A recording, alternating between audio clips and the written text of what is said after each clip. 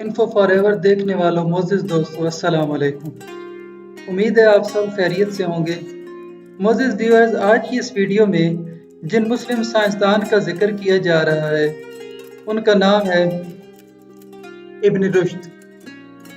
آپ کا پیدائشی نام ابو الولید محمد بن احمد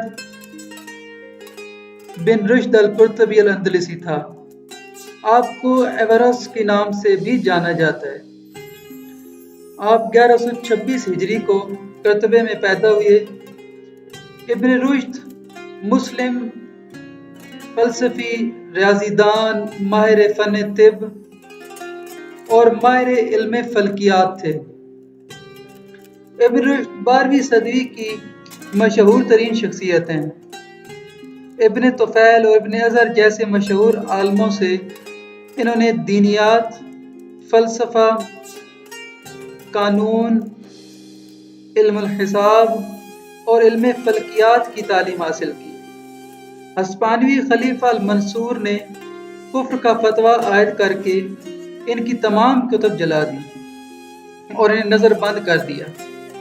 چند ماہ کی نظر بندی کے بعد آپ مراکش چلے گئے اور وہیں وفات پائی۔ آپ نے ارسطو کے فلسفے پر نہایت سیر حاصل شرحیں لکھیں جن کے لاطینی اور عربی زبان کے علاوہ یورپ کی مختلف زبانوں میں ترجمے ہو چکے ہیں۔ ابن رشد کا بنیادی نظریہ یہ تھا کہ انسان کا ذہن محض ایک طرح کی صلاحیت یا طبع ہے جو خارجی کائنات سے ذہانت حاصل کر کے اسے عملی شکل دیتا ہے۔ انسان از خود پیدائشی طور پر ذہین نہیں ہوتا، تمام انسانوں میں ذہانت مشترک ہے اور شخصی دوام کا نظریہ بے بنیاد ہے۔ نیز مذہب اور فلسفیانہ حقیقت میں تضاد ممکن ہے۔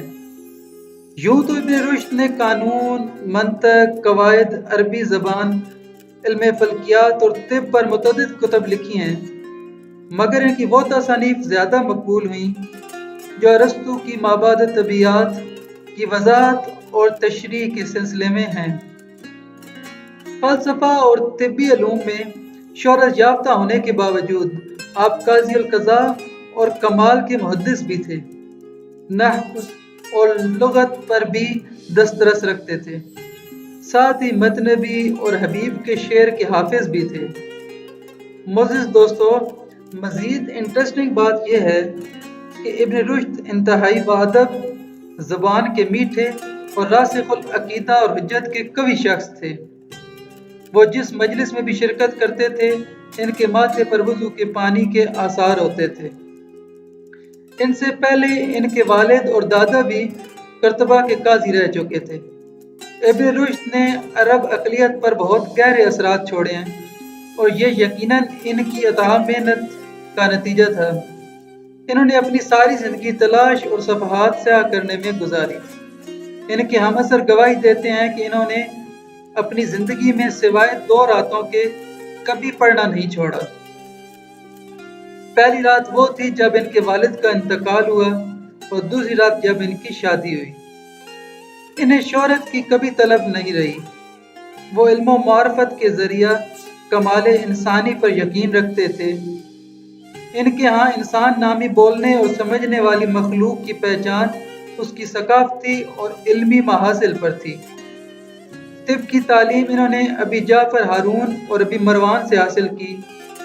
آپ حالانکہ طب کے شعبہ میں بہت ابھرے، مگر شہرت کی اصل وجہ ان کا فلسفہ اور وہ کردار تھا جس نے نہ صرف عرب اقلیت پر گہرے اثرات مرتب کیے بلکہ لاطینی فکر کو بھی خوب اثر انداز کیا۔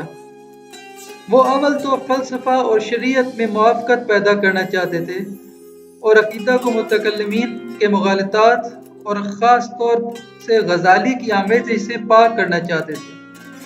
دوم یہ کہ وہ ارسطو کے فلسفہ کو مستقبل میں درپیش آنے والے مسائل سے نمٹنے کے لیے قبل از وقت حل پیش کرنے اور اسے انجان عناصر سے پاک کر کے اس سے آگے بڑھنا چاہتے تھے۔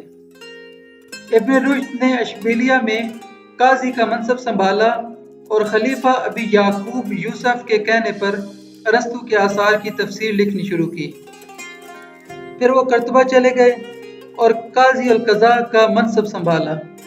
اس سے 10 سال بعد مراکش میں خلیفہ کے خاص طبیب کی حیثیت سے متعین ہوئے، مگر سیاست اور نئے خلیفہ ابو یوسف یعقوب المنصور کی فلسفیوں سے نفرت اور حاسدین کی سازشوں نے خلیفہ کو مجبور کر دیا کہ وہ اپنے قاضی القضاء اور طبیب خاص پر کفر کا الزام لگا کر اسے الیسانہ یعنی کرتبہ کے پاس ایک چھوٹا سا شہر جس میں زیادہ تر یہودی رہتے ہیں ملک بدر کر دے۔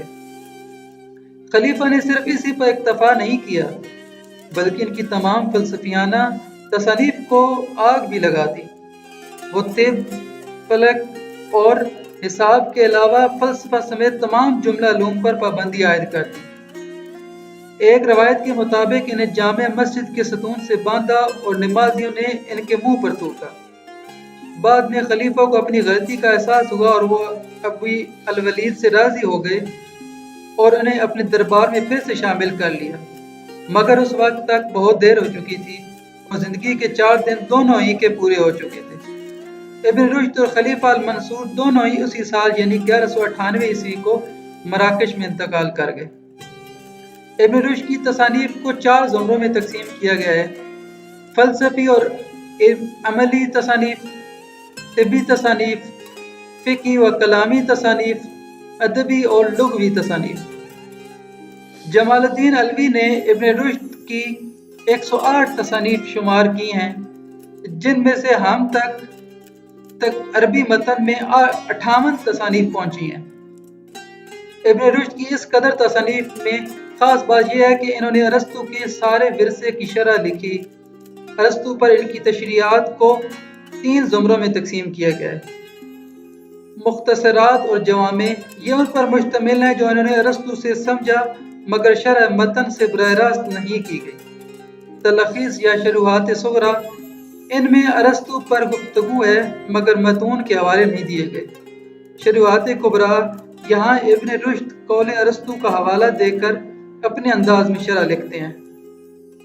ذیل میں ابن رشد کی کچھ تصانیف ما عیسوی تاریخ کے درج ہیں: الکلیات، یہ کتاب اصول طب میں،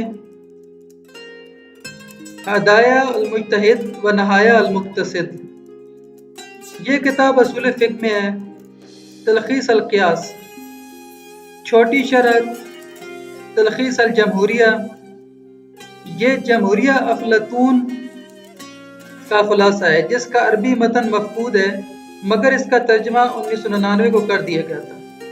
مقالہ فی العلم الالہی، علم الہی پر مقالہ، شرح البرہان 1183، ارسطو پر ایک بڑی شرح، شرح کتاب النفس، ارسطو پر ایک بڑی شرح وغیرہ شامل ہیں۔ ان کتب کے علاوہ ان کی کچھ اضافی تصانیف بھی دکھائی جا رہی ہیں جن سے استفادہ کیا جا سکتا ہے۔ آخر میں آپ سب سے گزارش ہے کہ انفو فار ایور کو سبسکرائب، لائک اور شیئر کرنا یاد رکھیے گا۔ اللہ حافظ۔